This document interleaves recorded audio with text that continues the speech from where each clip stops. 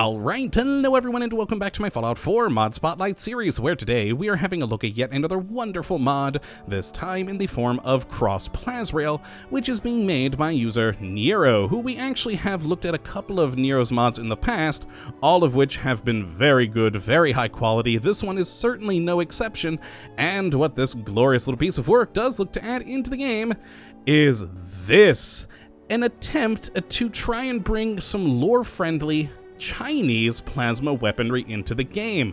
And I actually really love the idea behind this, because all the energy weapons that we do have in the Fallout universe are all American made. And basically Nero said, hey, what if the Chinese also had some plasma weaponry, and what if perhaps they somehow made their way to the Commonwealth wasteland? And this is the gun that basically answers that question, the PlasRail, and it is quite a cool little piece of kit. If I actually go over to my inventory and go to inspect this thing, it's quite a nice looking gun, very simplistic and utilitarian in its design, which I quite enjoy. It has a fair amount of damage to it at 80 sort of physical damage, 48 energy. It uses a new kind of ammo called plasma cores, and has a firing rate that's pretty decent, a very nice range, accuracy, pretty typical weight, and well, a fair value. But what's most important is over here, all of these freaking mod slots. Oh, guys, this is what I really love about this mod. You can basically make this thing into so many different kinds of weapons and equip it with a whole load of different paint schemes and palette styles, etc., that are all very, very wonderful. This is probably one of the most customizable guns I've ever seen. And so you may be wondering, well, if I download this mod, how do I get my hands on one of these lovely PlasRail weapons? Well, here we have quite a few options. Now, there are 3 physical locations in the world where these are added in. At Fort Strong, the West Boston Federal Surveillance Center, and also in the Institute, there's at the Advanced Systems Firing Range, you'll find one of these guns at each of those 3 locations, which is quite cool because near those locations, you should also find a terminal, which gives you some background story as to how these things made their way to the Commonwealth, which is quite cool. I always do enjoy when you get that lore element added into the weapons, which is always a good thumbs up from me. Now, besides finding them in the world at those 3 spots, you can also find them on, of course, enemies. Now, synths starting at level 28 on specifically synth leaders, you will find them on there. Legendary enemies past level 18, you may occasionally find one of these on. And last, but certainly not least, as it's probably one of the most useful and easiest ways to get it, you can go to the chemistry station. Like with so many other mods, if we go to craft and then head down to utility, we can build a PlasRail rifle, as long as you have rank 3 in science, rank 1 in nuclear physicist, along with a crap load of materials, guys. Oh boy. 24 aluminum, 12 circuitry, 12 copper, 6 crystals, 8 fiber optics, 20 lead, 12 nuclear materials, and finally, 8 screws. So it's going to take quite a bit to build one of these, but it's well worth it. This weapon is just so much fun. Now, as for the new ammo, the plasma cores, we also create them in here in the chemistry workbench, and it's with this item right here. And how we make them is by taking 100 plasma cartridges and a fusion core, as well as rank 1 in science, and you will create 100 PlasRail cores. So basically by sacrificing some of your existing ammo in a fusion core, you'll get that same amount of ammo back. Which is a little bit sad because, it's always sad to use up a fusion core, but this ammo is well worth it as it is glorious, if I could properly speak there. Now, of course, once you do have the gun built, if we actually properly exit, you do have this weapon that I pointed out earlier, and what it does is it fires a bolt of plasma, which explodes on impact. So if we fire here, there we go. You can see it does have an arc to it. It isn't a very straight weapon. It falls off quite quickly, noticing that at the end of the river there, is already the fall-off point when we're aiming right at the shoreline. So it's not got the greatest of ranges, and it might take a little bit to get used to how to shoot people with this thing, but it's quite good, and you should be able to discharge one of these at about 1 per second and deal a fair amount of damage. Now, one thing, though, you'll notice whenever I fire it, we get radiation. That is because these things are unshielded, so every shot you do with this plasma weapon, you're gonna get a little tiny bit poisoned.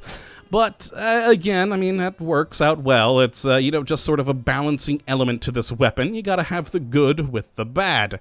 And that's how the standard barrel works. Thing is, though, we got a lot of other different types of barrels. Let's go take a look at them all in the workbench and have a gander at what all you can do with these things. Oh, also I wanted to point out, of course, if you find one of these on a legendary enemy, you might, of course, get a legendary version, which, for instance, this one dealing 50 more damage to robots, which is always good. But down here to the standard version, let's take a look at that. And our first item we have here is style, and that's paint. And this, oh boy, this is where the customization comes into play. We have a whole variety of different paints here, which is very useful. We have the Chinese, the civil, camo, chrome, plain, tiger stripe, and two-colored. But also, I don't know why it's split into 2 different categories, but if we go back out and go all the way to the bottom, we also have this called Pallet Index, where we have from 40 all the way down to 98 different kinds of paint schemes for it. So it's basically a 2-tone paint scheme for it, but adds a whole lot of different options into how you want to change the color of this thing. You can pretty much make it whatever you desire, and that is wonderful. Now you'll notice both these palette indexes require no materials, as well as the paint schemes up here. They all require no materials whatsoever to build, so you can just do it whatever you like. I think this one's my favorite because, well, they are supposed to be Chinese plasma weapons, so having the whole Chinese paint scheme is quite cool. Now, besides for cosmetics with the paint, we also have a flashlight option here, so instead of using the Pip-Boy light, we actually can have a tactical flashlight on the front of this thing, and you can see it also does not require any materials to create, but once you have it strapped onto this, the flashlight will come out straight off the front of this, and it works quite nicely. Now, as for sort of performance mods, the first one here is the barrels, and this is where you really start getting into the awesomeness of this gun. Now, of course, as I said before, the standard barrel is that bolt of plasma, you shoot out, it kind of lobs downward and goes boom. It's good. Oh, and also I should point out, the higher your demolition perk is, the more damage that explosion will do, so yay to that. The next one we have here is the arc cannon, and the arc cannon will shoot out a plasma lightning arc at them, at your enemy, and actually fires multiple plasma arcs, and it's very long range, very accurate if you hold steady, but it takes about 3 seconds to charge one of these shots, but it's quite cool, and of course requiring rank 4 in science and rank 3 in nuclear physics to build, as well as a fair amount of materials. And the next we have is the Burst Flamer, which is awesome.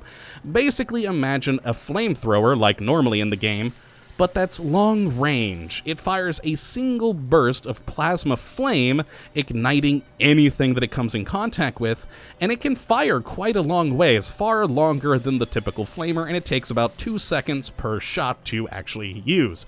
The next is the Crystallizer, and it's basically the shotgun for this thing. It will fire out a tight cluster of 6 plasma shards. Each shard will add bleeding damage to your enemies. So the more of these shards that hit, the more bleeding damage on them, which is cool. And this one, similarly to the Burst Flamer, requires a 2-second base charge to use. And the last one, and by far my favorite, holy crap, I love this one, the Disc Launcher. Oh, this thing's great. What you do is with this installed, you aim down the sight and it will lock on to an enemy. You then can point the gun anywhere. You can turn around and fire backwards. And the disc of plasma will fly to the enemy and explode them. And it's wonderful. and it'll take about 3 seconds per shot. Now, we do actually have a Mark II version of it, which takes away the lock-on function, so it's just a straight-up, basically, rocket launcher, but quite cool, quite nice, and requiring rank 4 of science, rank 3 of plasma, lots of materials, which actually all of these different ones will require various degrees of rank, mainly 3 of science, it looks like, for all of them, except for those, rank 4, and varying degrees of nuclear physicist rank as well. And of course, similar materials being crystals, fiber optics, lead, nuclear materials, and screws. Very cool though. I love this one. We'll play around with it momentarily. The next we have is stocks, and just a whole variety of different stocks that we can add on, from short, different collapsible ones, to bladed versions of stocks, etc. Let's add on that one. I think it's quite cool. Who doesn't want a short bladed stock, which you'd probably cut your own arm on? And just a whole different assortment of lovely stocks here to use. Very nice. We then have these cores. Now, remember what I said, that each of these shots on these weapons will take between 1 to 3 seconds to fire. These cores will help that out. The Core 1 standard is what they all come with as base. We then have the T2 dual core, which, as you can see here, doubles the battery capacity and makes it about 25% more damage, and scales the full damage with each shot, and it uses the Rifleman perk, so it's gonna slow down your firing rate but make them more powerful. We then have the heat sink, which should require 1 more second to your different fully charged maximum shot, increased VATS cost, but plus 50 chargeable damage, because these can charge like the, I should have mentioned that before, these do charge much like the Gauss rifle does. And just we have different types of heat sinks, recircular, the overcharger, etc., all adding in different amounts of charge damage, different amounts of time added or reduced from the typical shot timer, and just overall very, very good additions. And finally, of course, sights. We have a whole load of different sights. Now remember, I said it does charge like the Gauss rifle does, and if you normally you can't see any counter, but if you have one of these CRT counters or hollow counters on that you can add here, you can then see that charging. We also have different scopes along with scopes with CRT/hollow counters, plus recon, target HUD, reflex, different sights and scopes. All very good, all very useful, and just fun to play around with. And then finally, we have the slide. Remember that when I shot the gun, we got radiation damage, and that's always going to happen with these guns when they come unshielded. But we can add to the weapon a low-tech shielding with rank 1 of science and adhesive lead, rubber, screws, and steel, and this will lower the amount of radiation damage we get when we shoot it. And of course, we can also go to a standard one, which is the highest level, requiring rank 2 of science, rank 2 of nuclear physicist, and the adhesive fiberglass, lead, rubber, screw, and steel. And it'll have full radiation shielding, so you shouldn't have any problems. Let's go with the low-tech one for this. And yes, there we are, our lovely new PlasCore PlasRail disc launcher. Oh, it's glorious. Who wouldn't love this thing? But let's actually go back out now and play around with these. Now, of course, this is the lovely disc launcher, which if we just shoot normally, just fire that way, it will shoot, it will explode. But the fun comes with the aiming.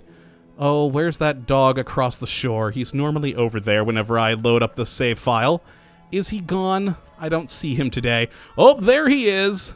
Let's see if we can lock onto him from this distance. There we go. We have locked onto him. So we can actually point the gun over there. And it still shoots and kills him. I love this thing. So you can use it to shoot around corners. You can lock onto someone, quickly run backwards, and then fire. Ooh, that's a Brahmin going that way.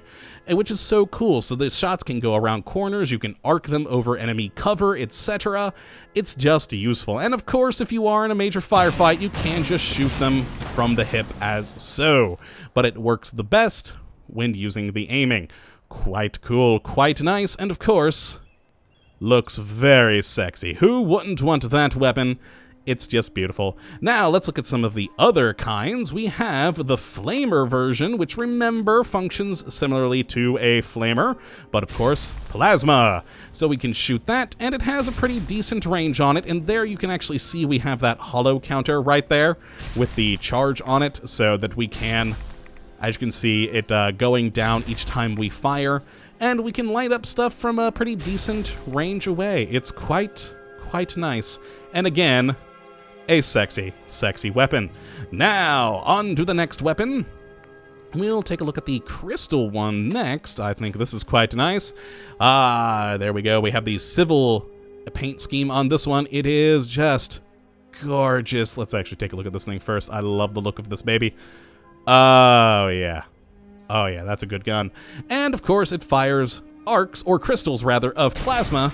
As you can see there, we fire quite a number of them out, and each one hitting, as I said previously, will do a fair amount of bleeding damage to the enemy. And it's a plasma shotgun. How could you not love that?